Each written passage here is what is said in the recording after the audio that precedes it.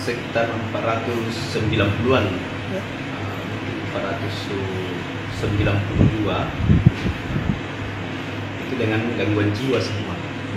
Kalau ada juga di sini yang dirawat ya itu dengan penyakit fisik, di stroke atau penyakit fisik lainnya. Kalau yang bisa memilih, yang semua itu yang dirawat di sini sudah berhak memilih semua di atas 17 tahun. Tetapi untuk bisa menggunakan hak pilihnya ketika tidak ada keluarga yang mendampinginya, kita tidak bisa mengizinkan untuk keluar dari rumah sakit dengan alasan keamanan dan dalam status perawatannya. Sampai saat ini belum ada undangan di sini karena yang diopname di sini rata-rata yang domisili jauh dari sekitar rumah sakit tadi.